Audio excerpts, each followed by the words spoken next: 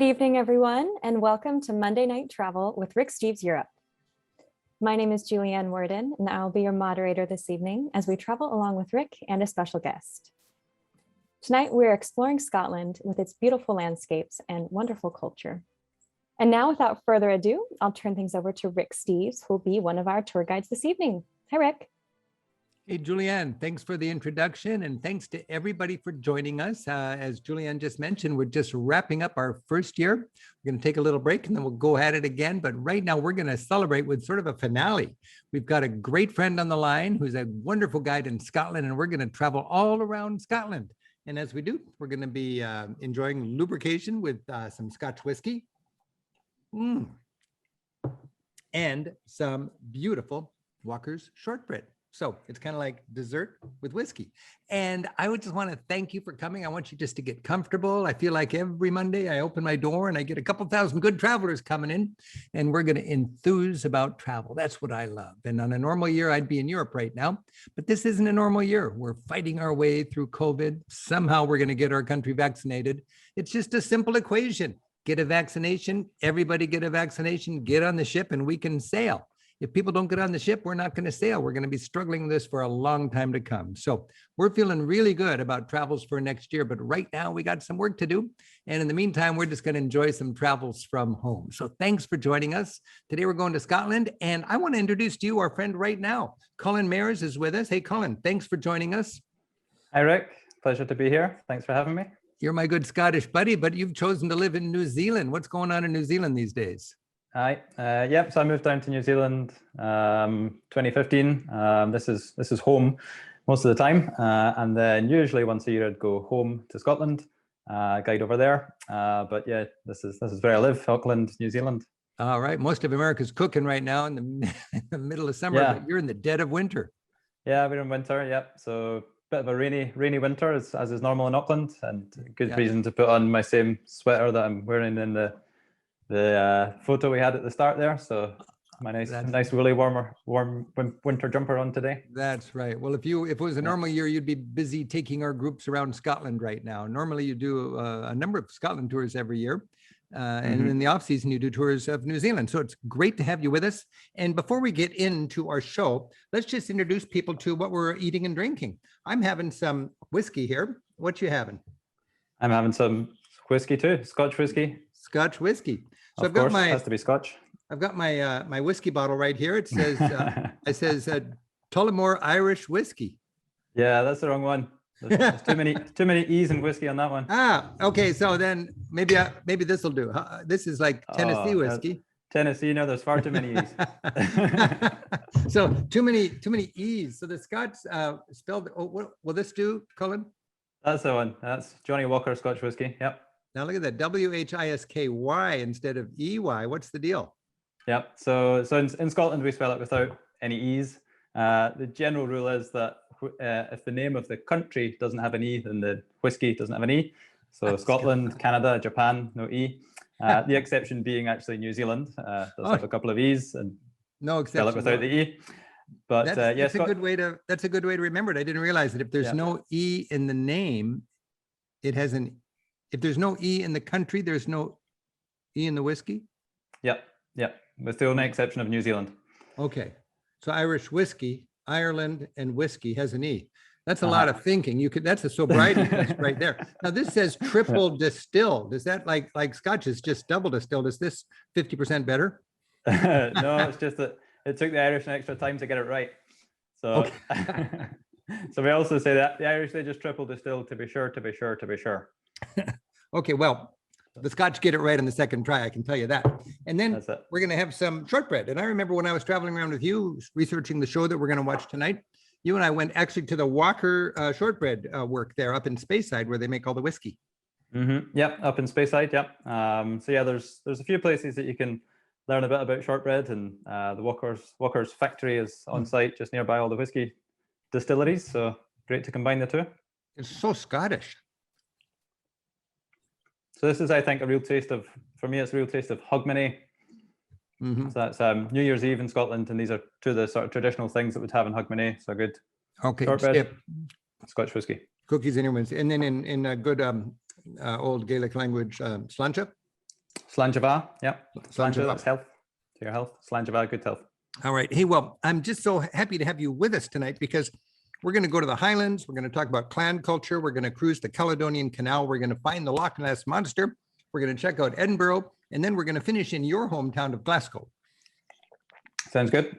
And along the way, we've got a few of the goofy little Facebook video clips that I shot that just kind of documented your and my work. First, you and I spent a couple of weeks scouting, working on the guidebook that you've helped us with, the Rick Steves Scotland book, and also getting ideas for the show. And we found so much to talk about that. I had started that little adventure thinking we'd have 2 shows, and we finished off with scripts for 3 shows. Let's show people a little bit about where you and I are planning it. We're in our a wonderful B&B in Oban, the sort of gateway to the Isles. And we've got a whiskey, we've got the map out, and we're dealing with the weather. We've got the crew, we've got admissions. It's quite complicated. Let's take people there just for a couple minutes to kind of set the scene, to show people what it was like to be organizing the TV shoot that made these 3 shows. So here we are whispering because it's late at night in our bed and breakfast.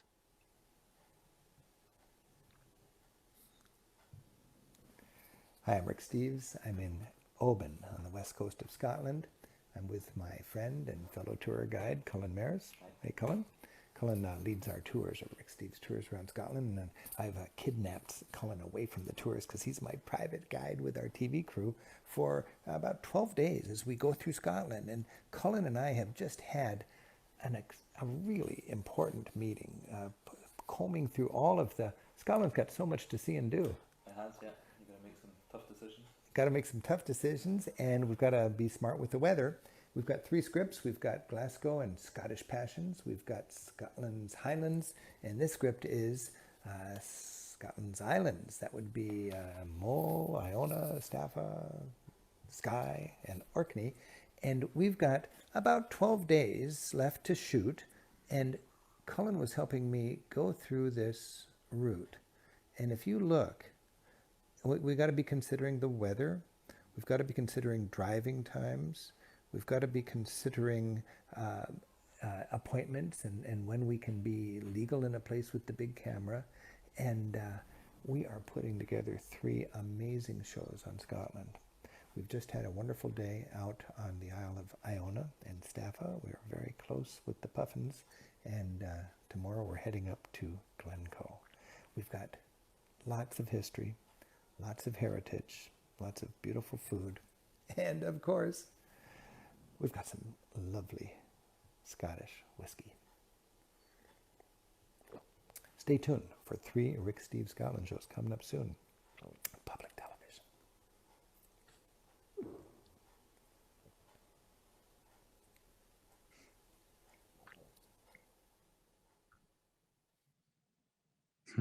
And there's our crew right there. Simon, Carl, and Colin joined us as our local fixer. You know, it's so cool to sit in a B&B and enjoy the family room like that, and to be just sipping on your whiskey. And I don't think I can remember being in a B&B that doesn't have a bottle of whiskey out, and it's for the guests. Yeah. Generally, in most of the B&Bs, especially in the Highlands of Scotland, they'll have a bottle of whiskey, usually some local stuff. And yeah, it's just for the guests to enjoy. Occasionally, maybe a honesty box or something. Yeah. Have a dram before bed. Stick in a couple pounds and you get yourself a whiskey. And it's you say a local one because everywhere you travel in Scotland, you'll find distilleries, and so many of them welcome you as a visitor. Now, Colin, we're going to go around Scotland, and a lot of people, this is very, very rudimentary, but you got Great Britain and you got the British Isles and you got the United Kingdom. Just define all of that so we can get stuff straight. Just in a nutshell. So basically the whole ensemble of islands is the British Isles. The Irish might object to being called the British Isles, but it's the British Isles. And then within that, you've got the United Kingdom, which is Scotland, England, Scotland, England, Wales, and Northern Ireland. And then to break it down again, just the island that encompasses mainland Scotland, England, and Wales, that's the island called Britain. So there is an island called Britain and an island called Ireland? Yeah. So that island of Ireland, and then the island of Britain or Great Britain. The terms are used interchangeably, though, Great Britain and UK, but strictly speaking, and then they're different. And then, like ethnically, you've got England, which is Anglo-Saxon, and you've got Ireland, Scotland, and Wales, which are Celtic, right? That's a different tribe, kind of. Yeah. So they're part of the Celtic ring, basically. Yeah. All the nations around England really are Celtic, including also the Bretons in Brittany, the Cornish down in southwest England as well, and Galicia in the north of Spain. So Cornwall, Galicia, Brittany, Ireland, Scotland, and Wales. So the English are and surrounded by and what? And the Isle of Man. The Isle of Man. The Manx. So those English are they're sort of circled by a Celtic crescent. Yep, exactly. Yeah. Too much of this and you could get nervous. Yeah. All right, let's go travel now. And we're going to start in the Highlands. And the Highlands are where you really find your Scottish dreams come true, I would say. Let's just check this out. Once again, thanks for joining us on Monday Night Travel.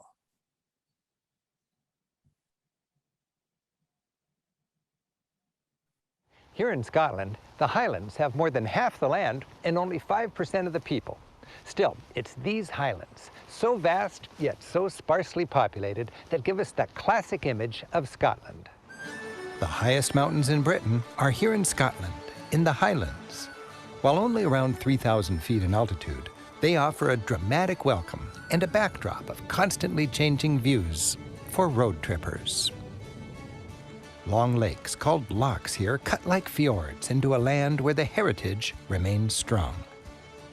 In this region, so much seems proudly Scottish. Clans gather to celebrate traditional sports. Girls grow up dreaming to dance like their mothers did. Whiskey is savored with reverence for the culture. And pipers still stir the Scottish soul. And in this land so steeped in culture, Scotland's beloved hairy coo feels perfectly at home. These shaggy Highland cattle have evolved to fit the environment. Their adorable bangs protect their eyes from both insects and the persistent wind. Historically, Highland society was centered around the clan system. In medieval times, long before being tamed by any central government, the Highlands were inhabited by a collection of proud and often bickering tribes or clans, each with its own chief and deep-seated traditions. Castles dotting the landscape evoke this strong clan heritage. Scottish people, whether in Scotland or abroad as part of the Scottish diaspora, still relate to their historic clan. And many venerate a particular castle as their historic capital and almost spiritual center. So, Colin, we mentioned the Scottish diaspora and sort of like the clan's Mecca. Talk about, like Ireland, of course, has a huge diaspora. There's a quite sizable amount of Scottish people that emigrated through hard times for the new country and so on, and also down where you live in New Zealand and Australia. Yeah. And they look back, and these castles are like the center of their tribal kind of heritage. Describe that a little bit, the diaspora and the Mecca aspect of a clan castle.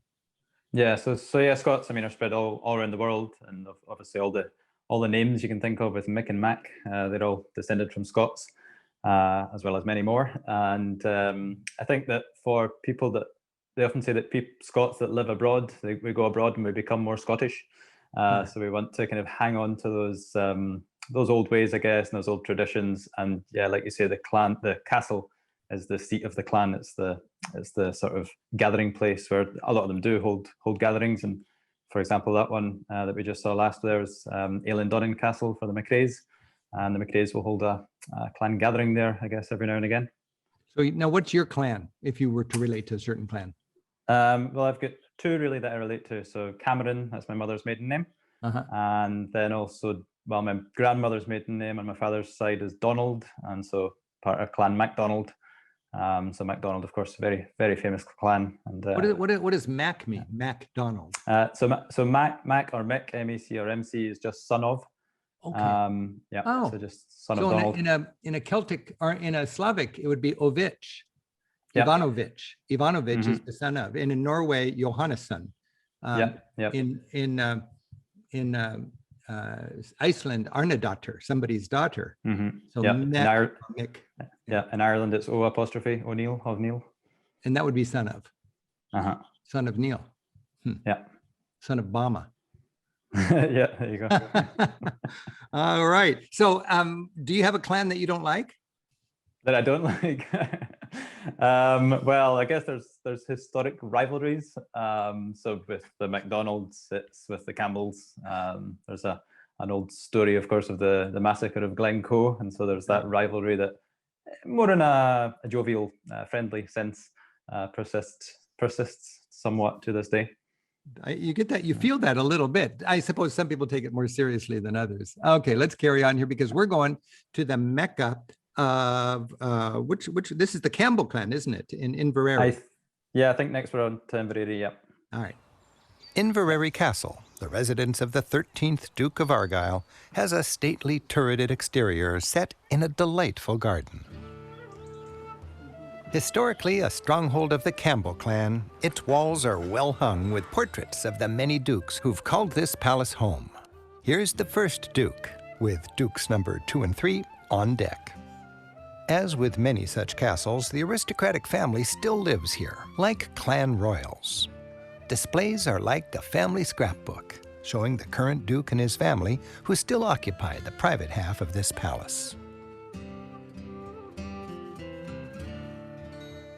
The public half is a museum, filled with precious, if you're a Campbell, artifacts.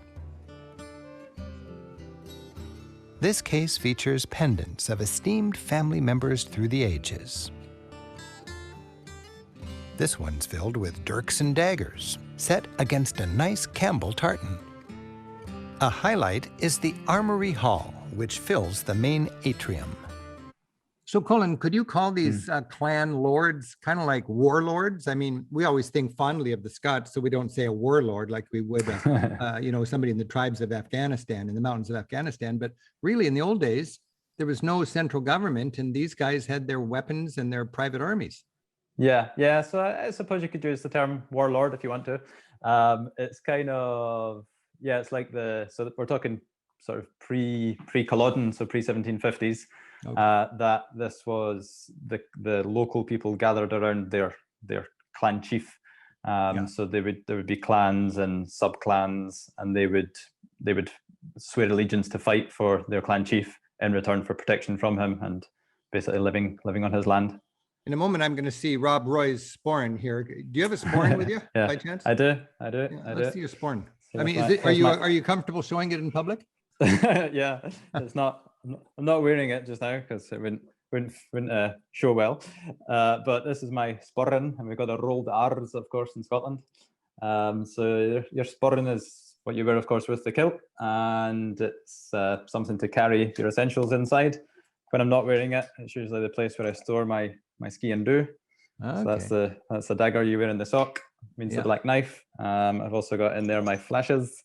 So those are the little flashes of color that go on the socks. So you wear them around the socks like a garter. And as always, just an emergency little Scotch whiskey in there. Okay, we're going to take our tour here, and we're going to see the famous warlord Rob Roy's sporn here momentarily.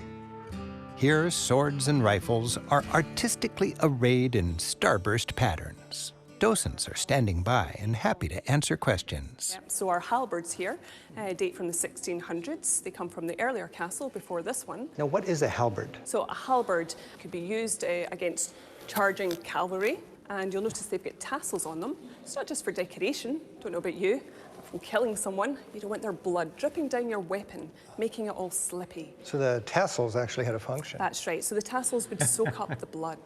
And you don't want blood dripping down your weapon, making it all slippy. She has a way of making it sound like it's almost fun. Muskets. So this is our brown base flintlock muskets, all dating from the 1740s. These are all original, and they were last used at the Battle of Culloden, 1746, the last battle fought on British soil.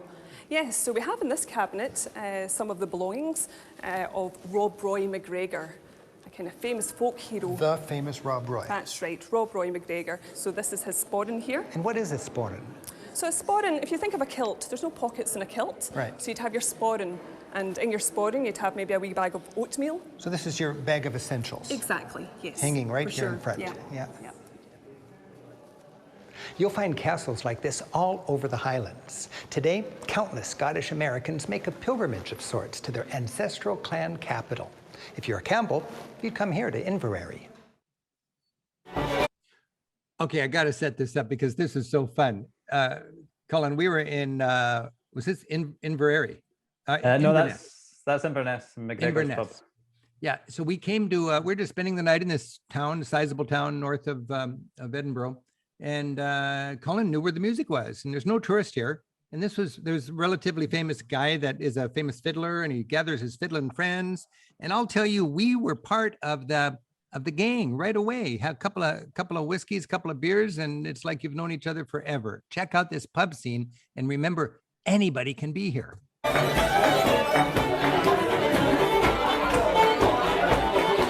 I'm Rick Steves, and I'm in a pub, could be anywhere in Britain, but this is in Scotland.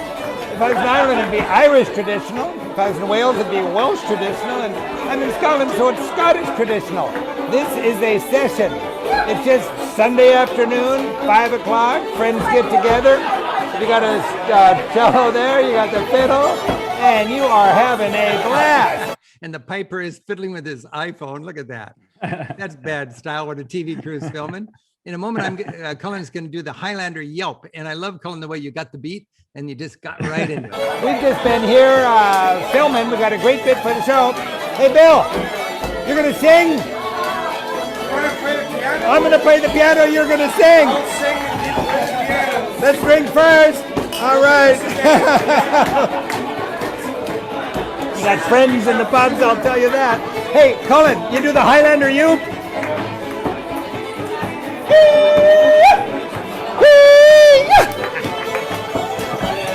We can do that, can't we? Can tourists do that, or is it obnoxious, Colin? Oh yeah. Oh no, you can do it. Yeah. So basically, this is just a pub that we're open to the public. Yeah. You inspired me with that Highland yelp. I'm going to ask you to do it again in just a moment here.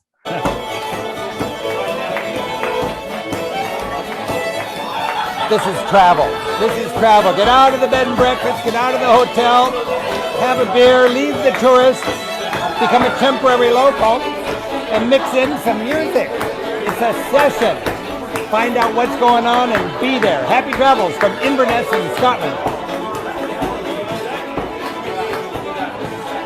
Hey, Colin, can you give that to me again, Colin?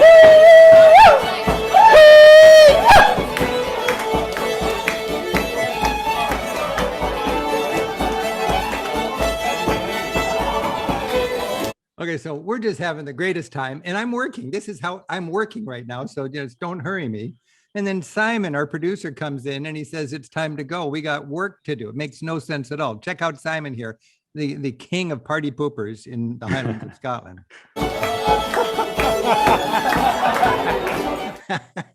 Okay, let's go to the Caledonian Canal. As we drive north from Glencoe, we find a massive fault line slashing about 60 miles across the Highlands, nearly cutting Scotland in two.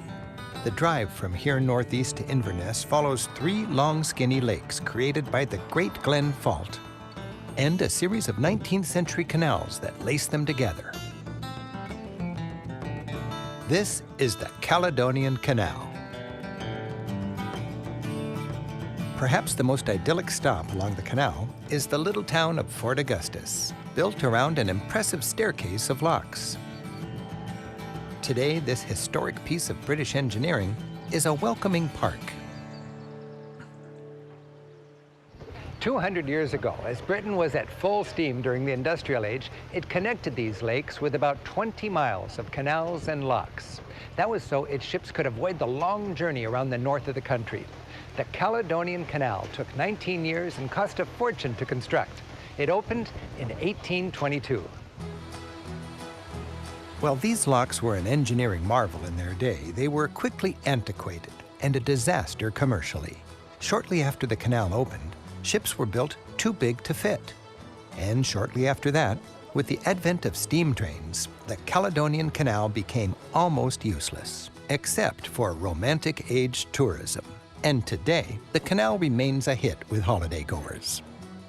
Hey, everybody, I just want to take a moment and thank you for joining us on Monday Night Travel. It just occurred to me, this is just a huge blessing to be able to get together on Mondays and drink and tell stories and enthuse about travel. And, you know, I get to sound like an expert. Did you hear how smart I was in that last bit there? I didn't know any of that stuff until I talked to Colin. You see, that's why you have a local guide. And I guess my advantage is for 25 years, I was leading groups around Europe, and I have a good sense of what people are curious about and what people are confused about. And I get to hang out with these experts and weave that information together and put it into tours, put it into TV shows, put it into guidebooks, put it into my belly. So, Colin, I just want to thank you on behalf of me, thanking all of our guides for making meaningful travel. Isn't it gratifying for you to take people around and actually share this history in a way that people can put their brains around?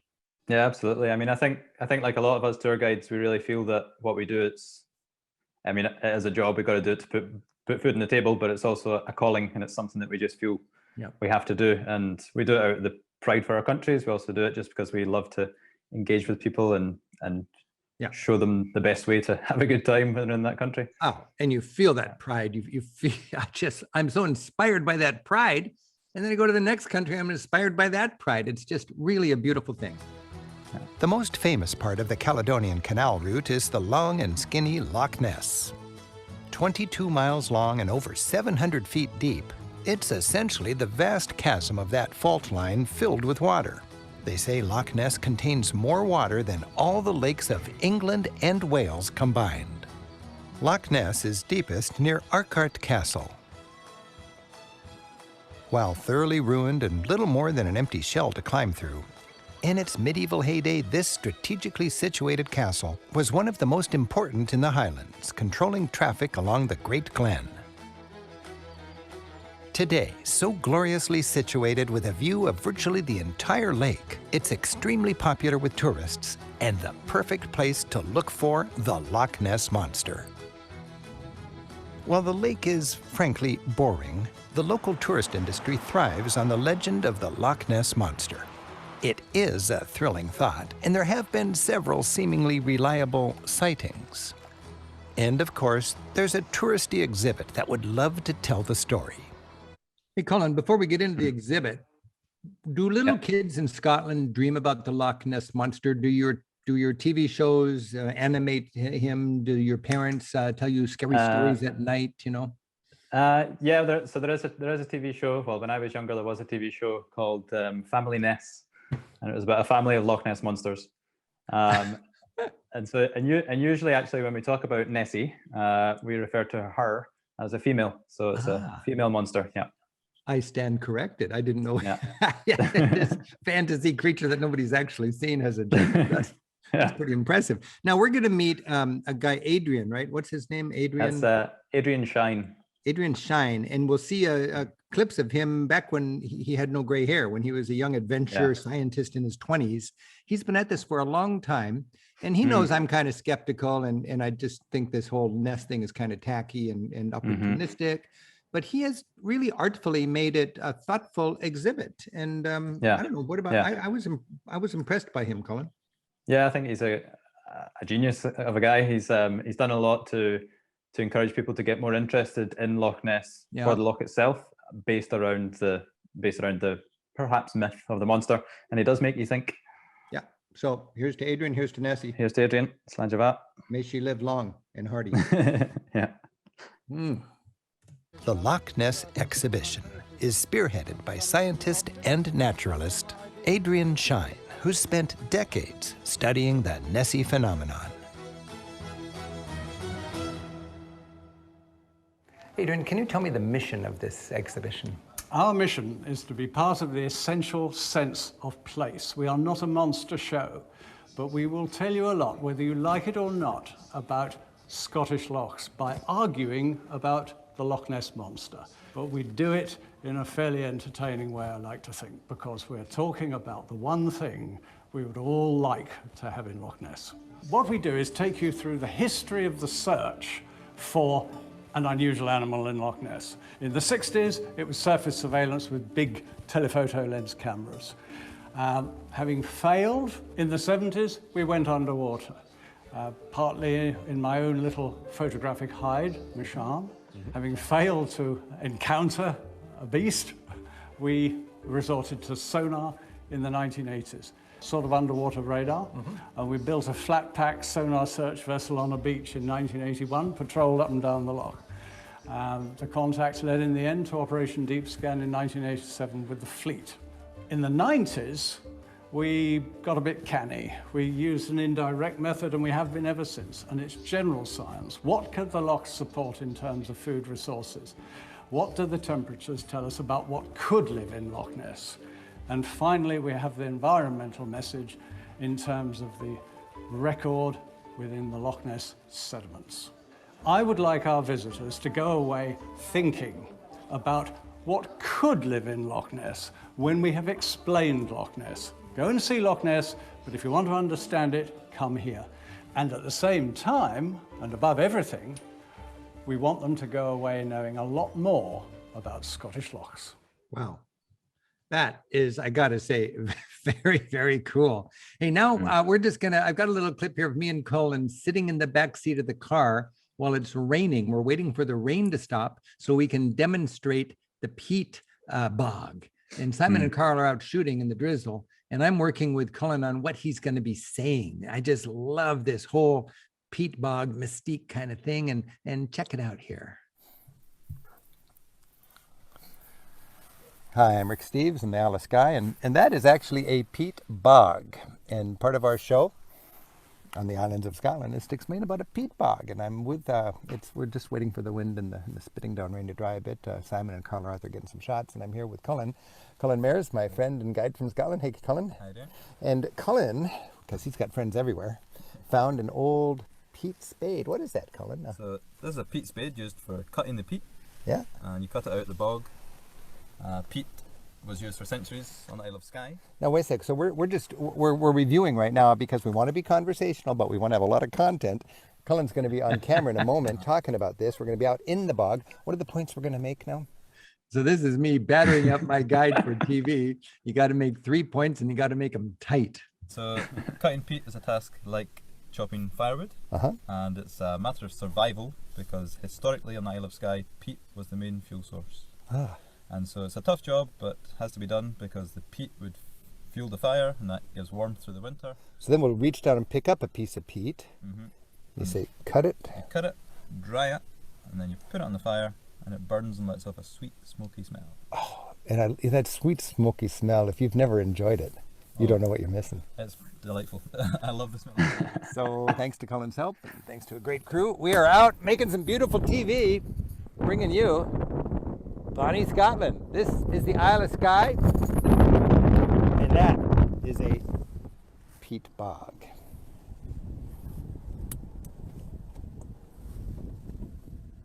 And a good man can cut enough peat in a day to keep a family warm for a whole month in the winter or something like that. And there you see the peat. It's sort of halfway to coal. You just cut it off and it's like presto logs. You dry it out, stack it in your backyard, and you got some beautiful ambience, if not along with the energy and the heat. I just absolutely love that peat, Colin. Hey, I just want to take a moment here. And I want to just talk about our whiskey because this is such an integral part. And, you know, you don't have to drink whiskey to get into the culture. You can go to these pubs. As a matter of fact, you've got a little orange can behind you there. What is that's for the, if you don't want to drink whiskey, there's all sorts of alternatives. And in Scotland. Yeah. So this is Iron Brew or Iron Brew. It's Scotland's #1 selling soft drink. So it sells more than Coca-Cola. And we call it Scotland's other national drinks after whiskey. Okay, you look like a TV ad. Yeah. There you go. And then what does it taste like? I mean, do you actually like it? So, oh yeah, I like it, yeah. So it's a carbonated drink, so it's fizzy like Coca-Cola. And it's funny because when people in Scotland are asked what does it taste like, the most common response people say it just tastes like Iron Brew because we grew up drinking it, and so that's its taste. It's the taste of Iron Brew.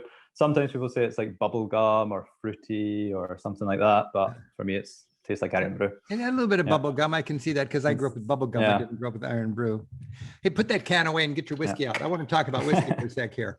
First of all, I opened this up tonight and it has a weird top on it. And I asked Colin, what's the deal? It's got a little bottle in it.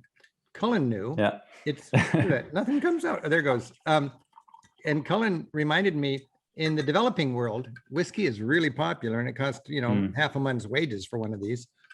They put a little cap in so you can't replace it with a fake whiskey. Is that right? Yeah, so a lot of countries do that. I know that in Mexico, my wife's from Mexico, that officially, legally, all bottles of spirits have to have one of those little caps on it. So it stops you from refilling it. It's a one-way system. You don't have that cap on the Irish whiskey. Nobody wants it. Who's going to, you don't want to put the Irish whiskey in the Scotch whiskey. And Now I'm drinking it straight, and a lot of people put a little water in. What's your preference? Yeah. So usually whenever I pour a whiskey, I'd have it straight first. And then depending on its ABV, it's alcohol by volume or proof. You might want to add a bit of water just to open it up. Mm-hmm. So legally, Scotch has to be 40% ABV. That's about 80 proof and above. But when it's at that, you probably don't want to add water because it's already 60% water. So it's really when it's 46% and above is when you want to start just adding a little bit of water, and it'll open up the whiskey. Because I was down at Cadenheads, that wonderful whiskey bottler or whatever, purveyor of fine whiskey at the bottom of the Royal Mile in Edinburgh. Yeah. And he said a couple of drops of water is like a spring rainfall, and it just opens up the garden. And I just thought, what a beautiful metaphor. And it was like that. Yeah, so whiskey geeks like myself as well get into all the paraphernalia. This is a special little dropper made. Oh, look at that! Made for one simple task of going like this. That's that reminds me how I introduced my little 5-year-old daughter to hard liquor. We were at our favorite restaurant, and I would take a straw, put it in, and then I could just feed her it like a little bird. Yeah, just a drip. Yeah.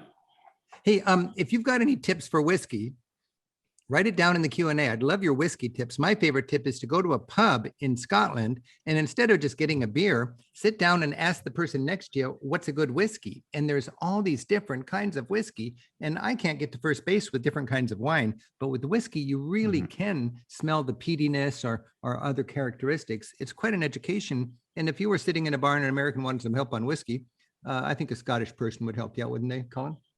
Yeah. Most would know at least some of the basics, or if they don't know, they'll shout across the bar to someone else that knows. Pretty soon you'd have all the friends in the world helping you out. Hey, I want to thank our team. We got Ben. He's answering the questions right now. Of course, Julianne is with us, and Gabe and Lisa. Ben's going to be taking off. He's going to Russia, so he'll be gone for a few months.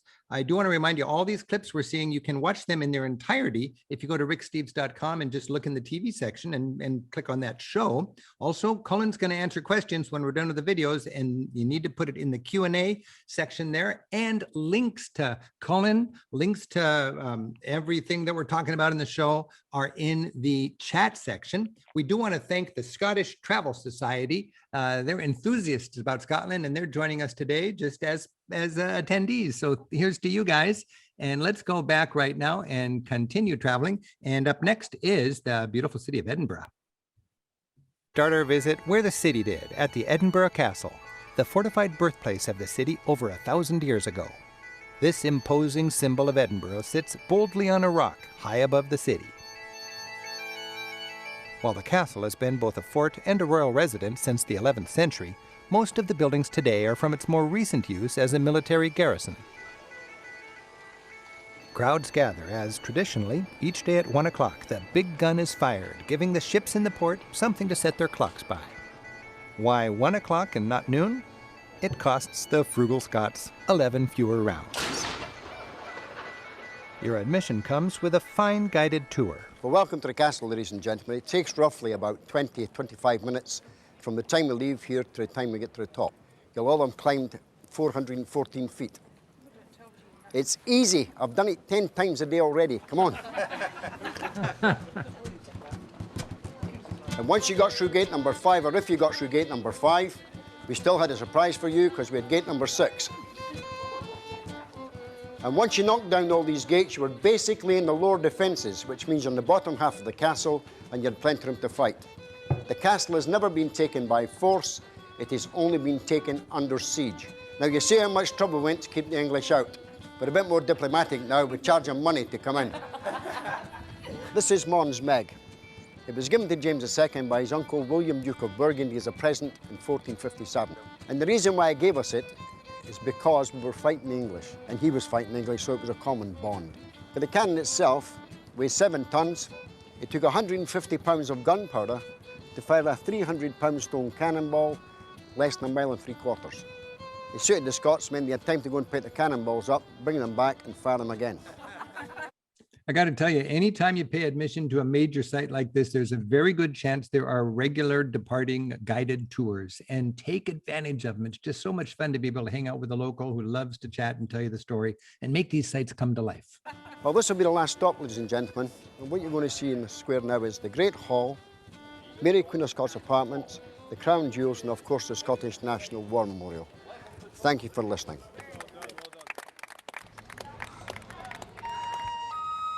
The Scottish National War Memorial commemorates Scottish soldiers lost in World War I and in British wars since. To fathom the importance of this place to Scottish people, consider that 1 out of every 3 adult Scottish men died in World War I. Each bay is dedicated to a particular Scottish regiment. Books of remembrance list the names of that regiment's fallen.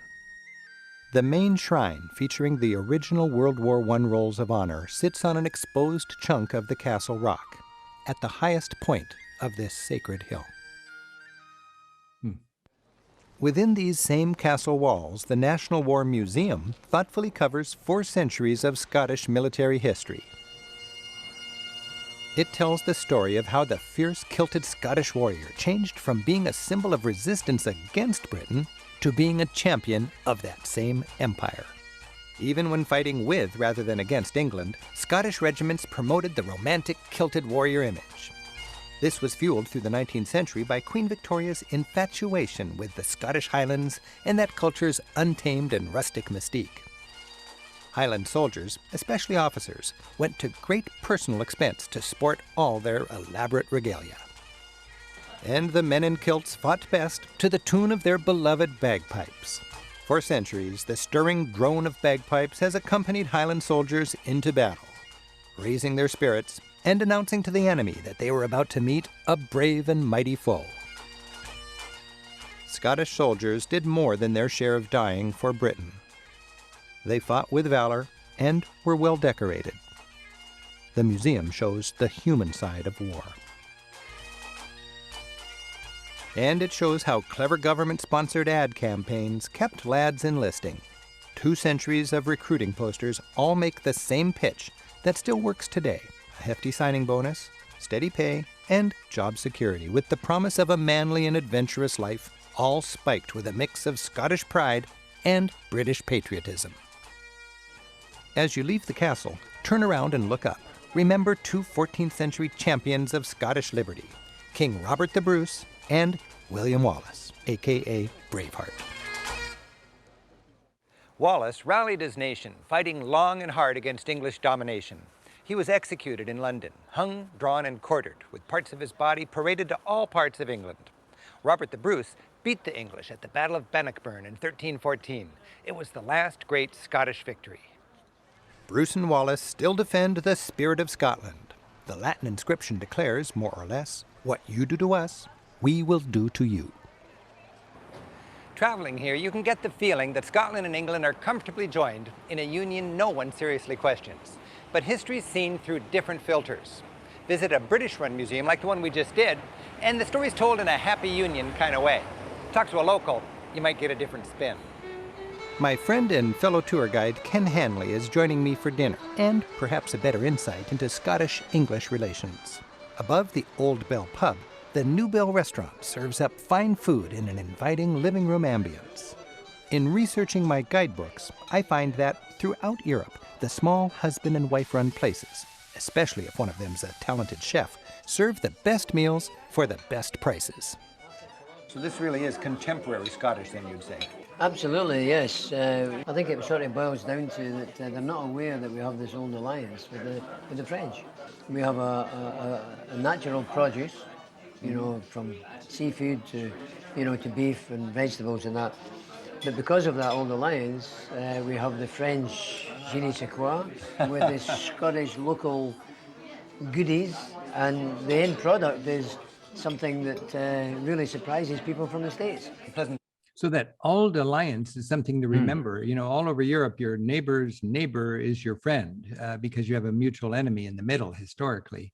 And with Scotland at odds with England and with France at odds with England, Scotland and France had a natural old alliance. And today we can taste a little bit of that alliance when we travel. Does that alliance, is there still an affinity between the French and the Scottish, Colin? Yeah, there is definitely, yeah. So everyone in Scotland knows it as the Old Alliance. In France, it's actually the Treaty of Paris. So when we say to French people, the Old Alliance, they go, what? But it's la Traité de Paris. And there is that allegiance with French, and a lot of terms like, I don't know if Ken mentions it there, but an assiette is a word used in Scotland to mean a plate, and that's from the French assiette. Okay. And if you had somebody in the old days, if you had some royal that had to take refuge somewhere, they'd find a warm welcome in France. Oh, yeah. It's more than a pleasant surprise, absolutely. It's a delightful surprise. Yeah. The duck, I'm having the duck. Oh, looks nice. Thank you. Thank you very much, dear. So why are you wearing a kilt? I wear a kilt because I'm proud to be Scottish, and it shows my natural culture and my natural history, and that I'm Scottish and not British. So are you Scottish first or British first? Scottish. Scottish first. Right. British second. Second Scottish. Scottish second also. Huh? So is the Scottish spirit alive and well? I'll tell you what, Rick, the Scottish spirit is alive, vibrant, and the lion is ready to roar.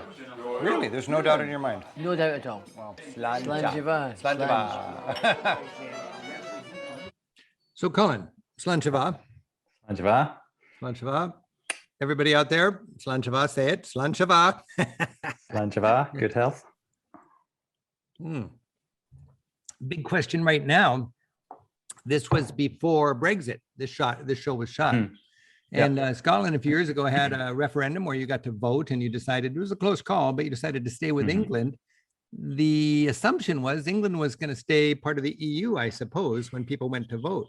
Now, England has pulled out of the EU. Scotland was part of that vote because it was a British vote, but the Scottish voted definitively not to leave the EU, whereas English voted more so to leave the EU.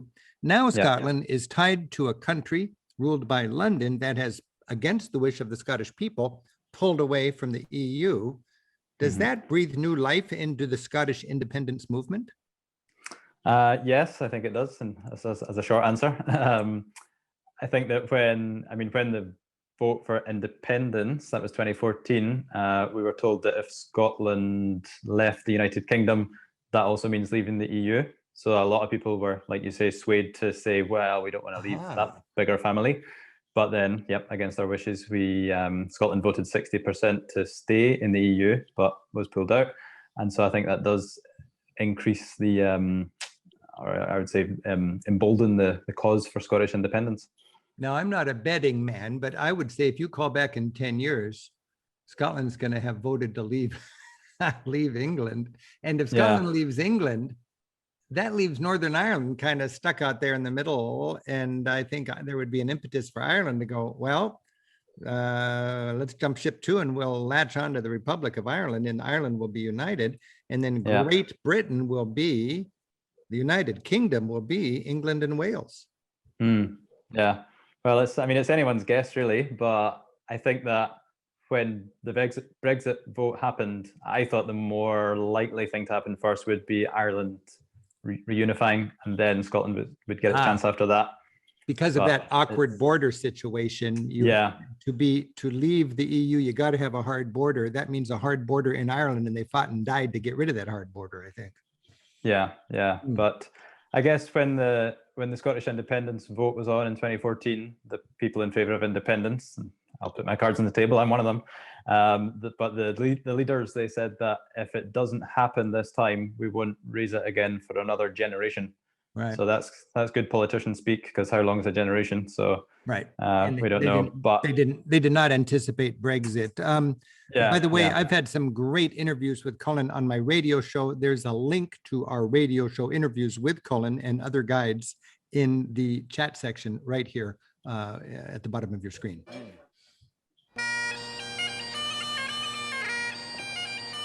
Old Edinburgh's main drag, nicknamed the Royal Mile, leads from the castle downhill through the old town to the palace. This colorful jumble is the tourists' Edinburgh, a dense tangle of historic buildings, fun museums, and cultural cliches on sale. Edinburgh was a wonder in the 17th and 18th centuries. It was famed for its skyscrapers, they say the first anywhere, but also for its filth. It was once the most congested city in Europe. Its most wretched couldn't even afford candles. They lived in darkness. It said they knew each other not by how they looked, but by how they smelled. Medieval skyscrapers towered 10 stories and higher. Frontage on High Street was so limited that the buildings were narrow and tall, crammed shoulder to shoulder with little courtyards called closes branching off. These closes were connected to the main drag by skinny lanes or even tunnels. 400 years ago, Edinburgh was nicknamed Aldreeky. The entire city was a black-stained mess of chimneys and reeked of smoke.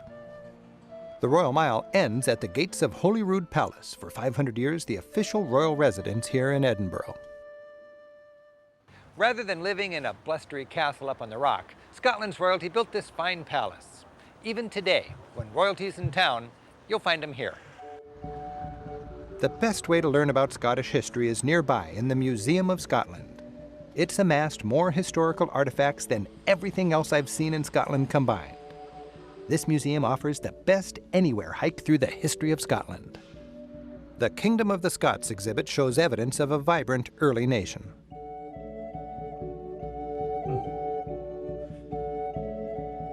While isolated by hostilities with England, Scotland managed to connect with the rest of Europe. How?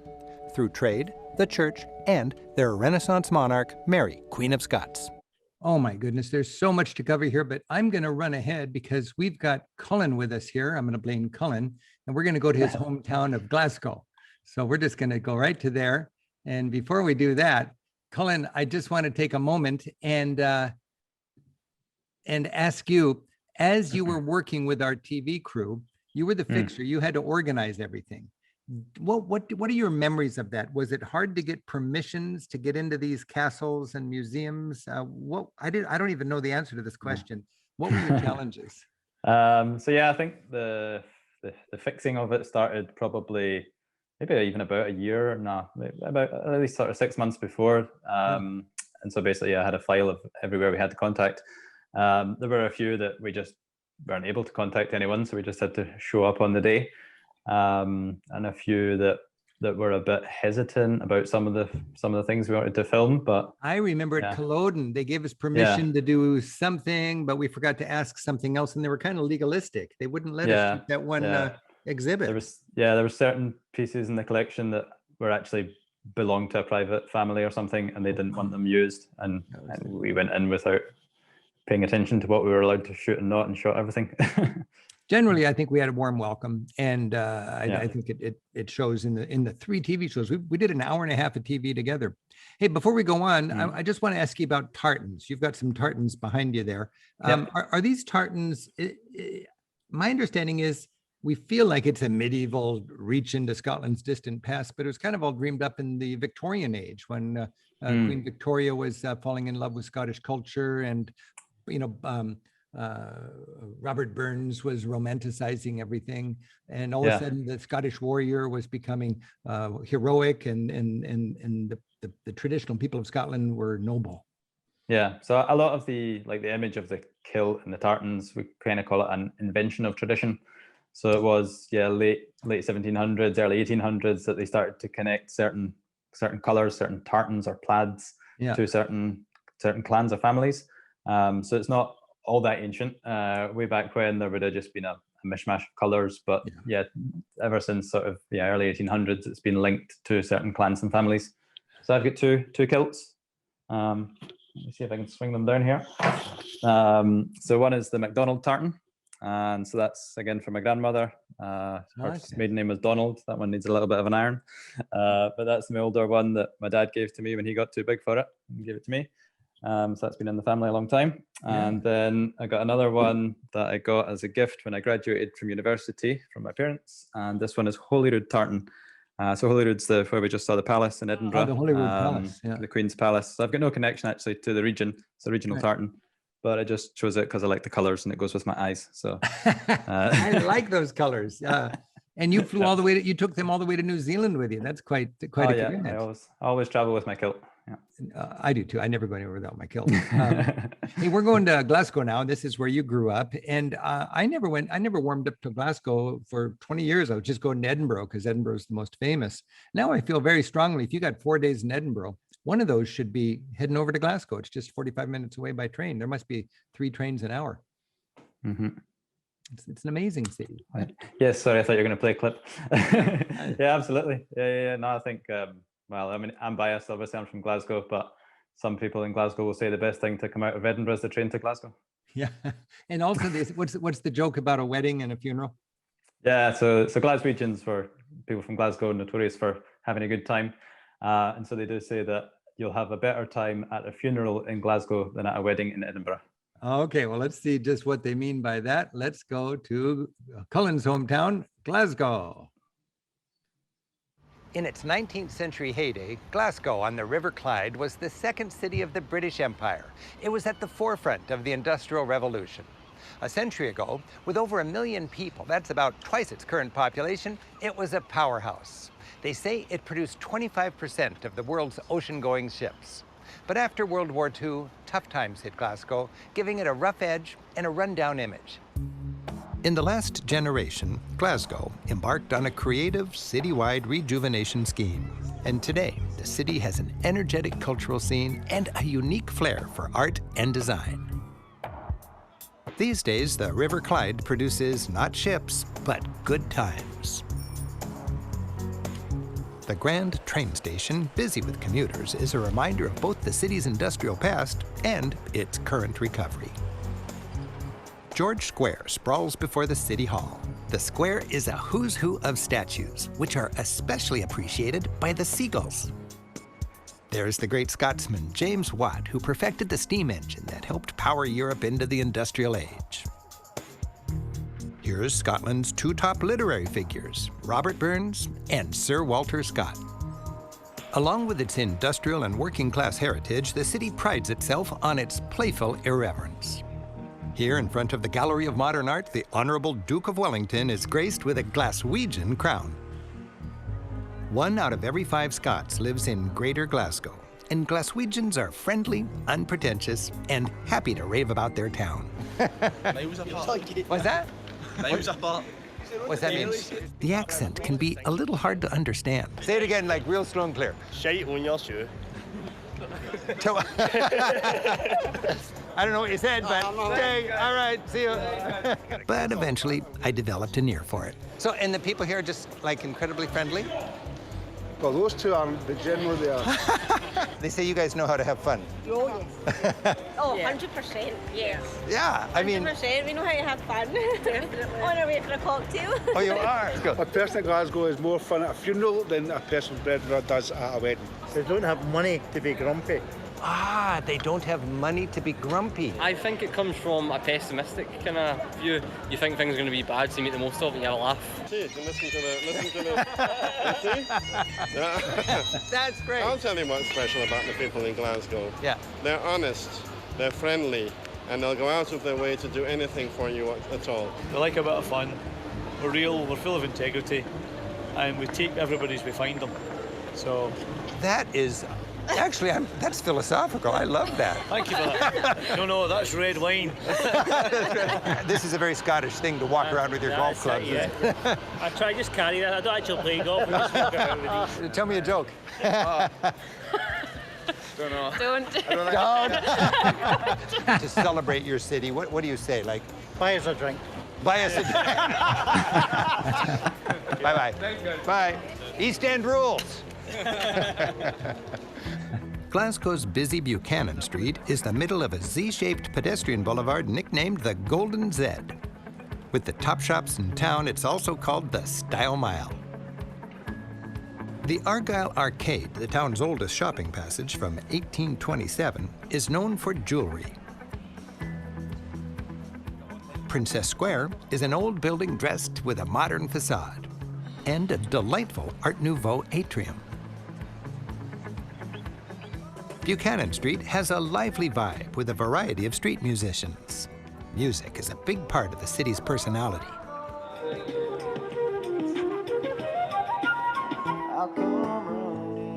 There's my cousin. Is that right?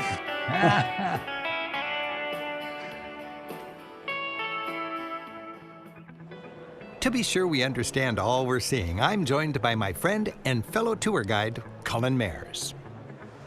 Glasgow's rough urbanscape with its many blank walls provides an inviting canvas for city-approved street artists. I love these huge murals. Yes, Glasgow has become famous for them. It's really a thing the city has embraced, and now the city council pay good street artists to put up big murals, and it avoids having just ugly tagging around the place. So they're taking that counterculture energy and they're turning it into something positive. Yes, there's even a city map you can follow the trail going around the city centre and seeing all these big murals.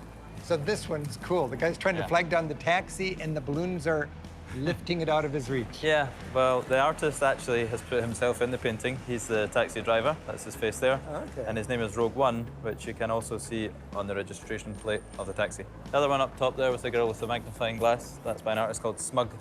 And there's his name on it's on her pendant, yeah. She looks like she's maybe picking someone up. Is it just fanciful, or is there some political meaning to that? Perhaps what she's making a comment on there is actually the building that she's on the side of, that is a lap dancing club.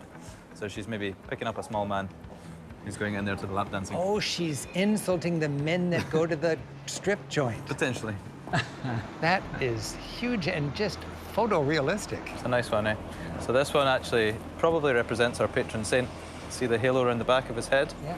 And his name is Mungo. We're near to the cathedral, and one of his miracles was bringing a bird back to life. It's an old story in a modern city. Yes. Well, I got to tell you, there's so much to see in Scotland and in Glasgow especially. And I'm going to rush to the end because I want to do Q&A with Colin. But I want to remind you, all of this is available anytime you like when you go to our website and click on The Scotland Show.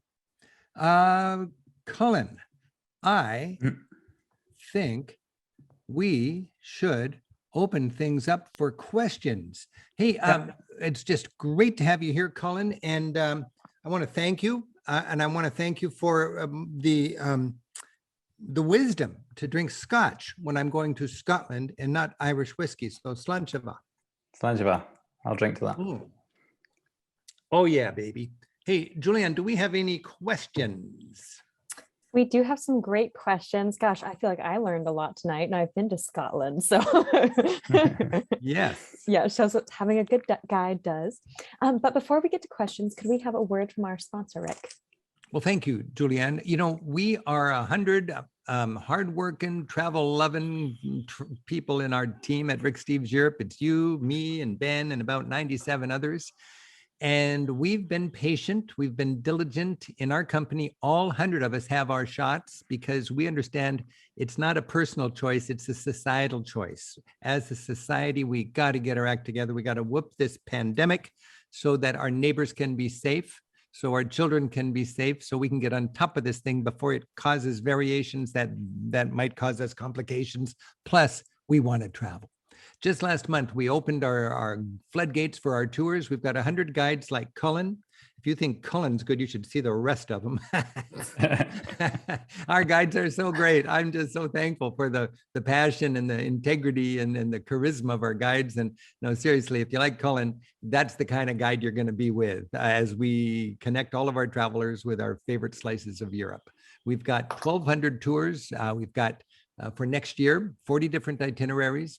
We opened the floodgates just a month ago, and we've sold 26,000 seats. We've got 30,000 altogether. So we're about 80% sold out for 2022. If you want to get on board, there's still a couple hundred departures with seats available.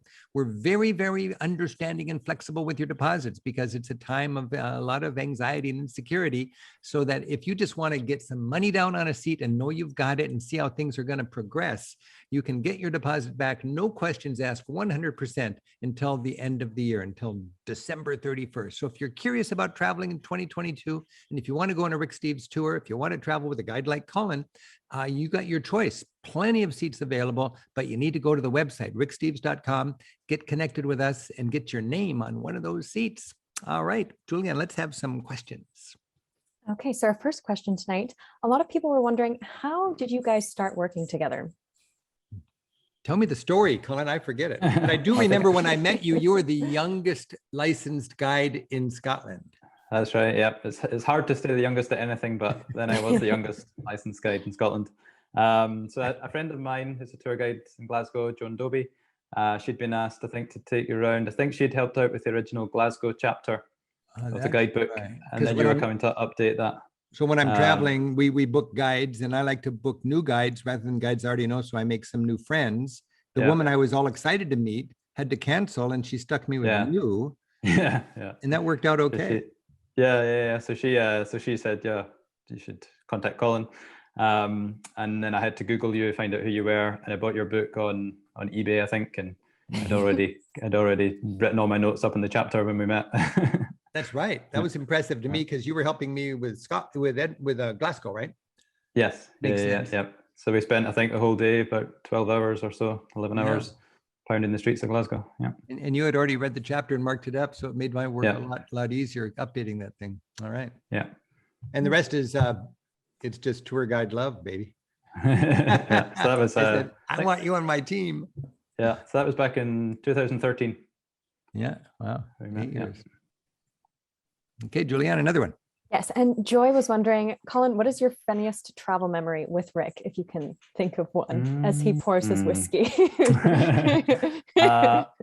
One that comes immediately to mind was feeding the seagulls fish and chips on Portree Harbour. So when we'd been there doing the guidebook in the first year we travelled around the country together, we went updating the guidebook, and we noticed how people had to shelter from the seagulls as they ate their fish and chips in Portree. So Rick said that'd be a good thing to put in the show. So we had to try and chum the seagulls to come and to get a shot, and eventually we got it, of the seagulls stealing your fish.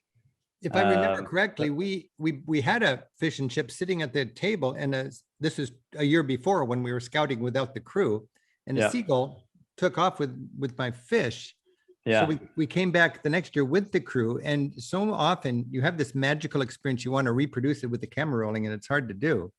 And there was a long line because this is the best chippy in town.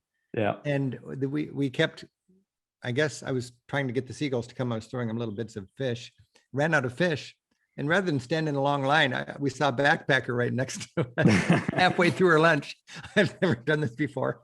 Perfect stranger. Halfway through her lunch, I said, I'll give you 20 pounds for the rest of your lunch. She looked at me like I was Santa Claus. Sure. 20 pounds. And then I had that. And I had this image of a seagull ripping my finger off with it. And I was very nervous, but we wanted to get that seagull coming in and grabbing your fish. Yeah, we got it eventually. We did get it eventually. And that's in the show. Yeah.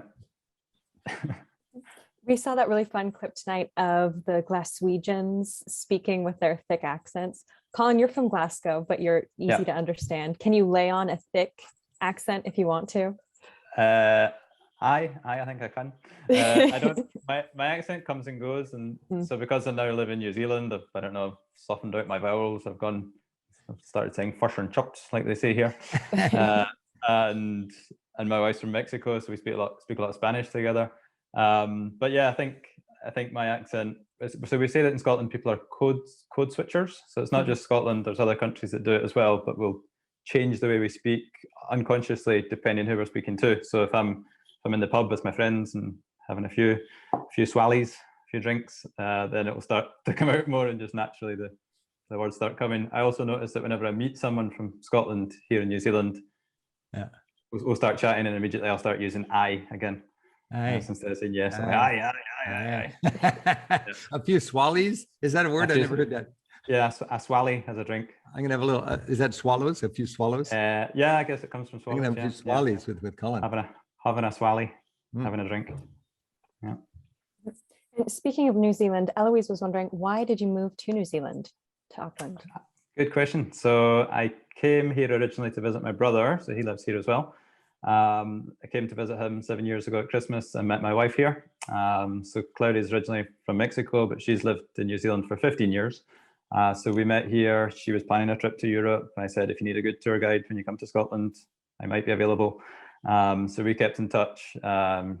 She came and visited me in Scotland. I came back here. That's your line, how to pick up girls. If you need a good tour guide in Scotland, I might be here. I've only ever used it once and it worked. That was it. So we went back and forward for a couple of years, having a long distance relationship, Scotland and New Zealand, opposite ends of the world. Yeah. And then we decided we would move here. I guess I thought at the time it'll just maybe be a couple of years, but then I got to like the place, and with the benefits of having year-round summer, although Scotland's summer in Scotland is my favorite day of the year.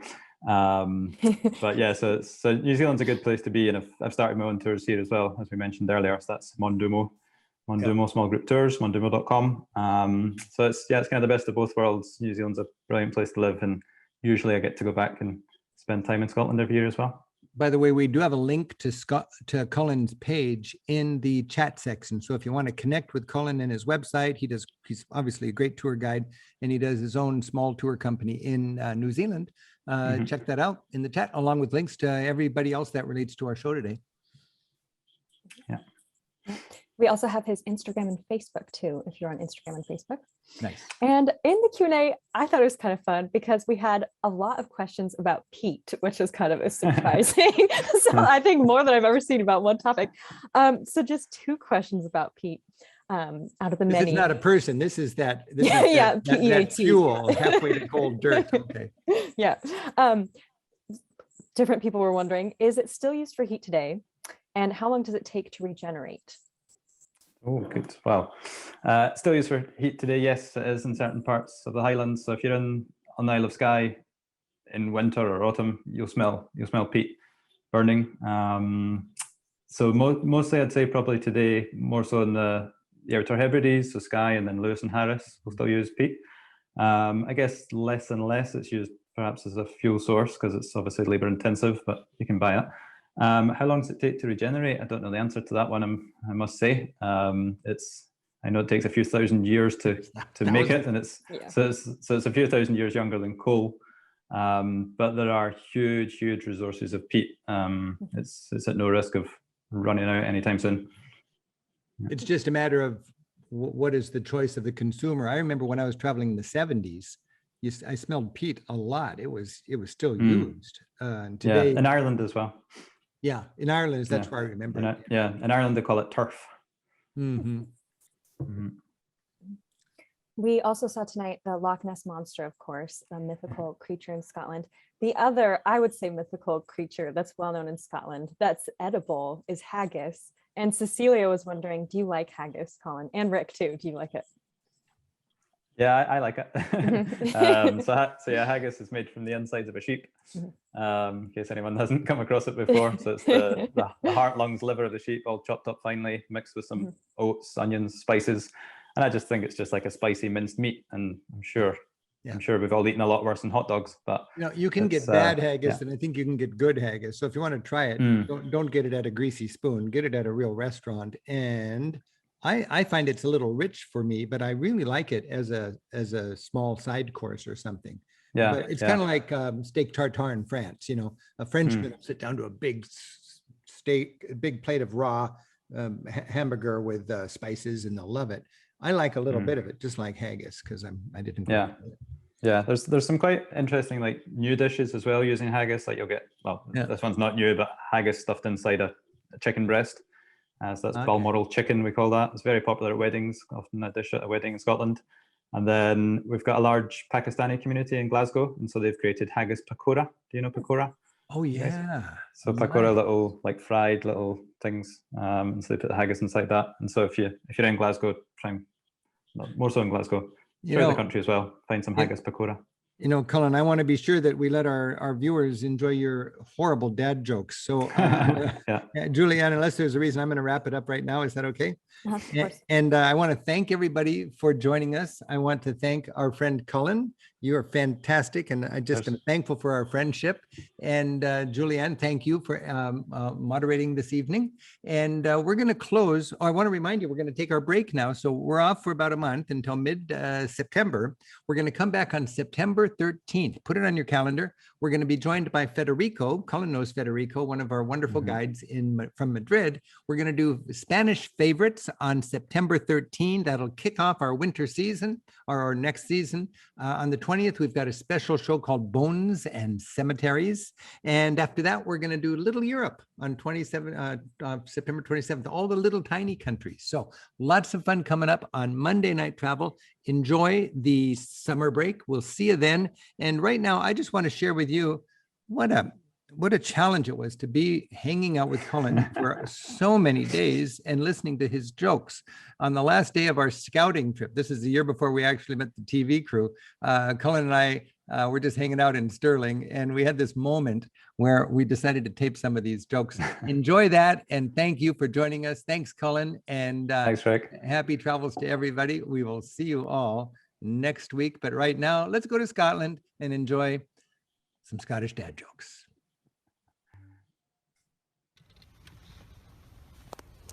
Hi, I'm Rick Steves. I'm in Stirling in Scotland, and I'm just finishing up a wonderful 12 days of research with my friend Colin Mairs. Colin. Hi. Colin, you've been working hard. I think after all of this travel research, where are you going to go on vacation? Oh, I think it'll be Hameldamy, Rick. Hameldamy? Hameldamy, aye. Homeldoomy. Ah, that's nice. Homeldoomy. Maybe spend some time down in Blanket Bay. Blanket Bay? Blanket Bay in bed. Blanket Bay, what a lovely way to say in bed. You know, that's one thing about Scotland is the language. And it's a little bit of tricks sometimes when you're trying to understand the language. Hey, when we're in Scotland, a lot of times there's a lot of rain. Yeah, well, it's not rain. It's just future whiskey. Tomorrow's whiskey. I like that. And then also, when the sun comes out, Scotland gets pretty excited. Oh, yes, when the sun's out, it's taps off. What does that mean? So, for the men, sun is out, tops off. In Glasgow, especially. And then sometimes you're driving around and you see just a little bright spot on the hill over there. It's called soot. Soot, a little bright spot for a little sun ray on the hill. S-O-O-T, sun's out over there. Sun's out over there. A lot of animals we see when we're in Scotland, and a lot of cows.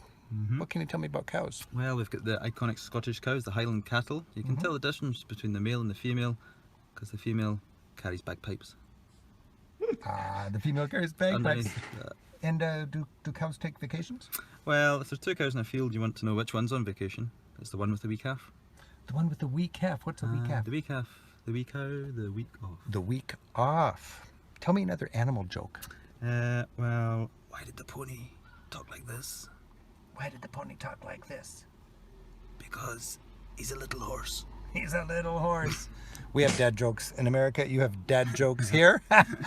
Tell me another dad joke. What's the only biscuit that can fly? What biscuit can fly? A plain biscuit. And one more dad joke. What did the big chimney say to the little chimney? I have no idea. You're too young to smoke.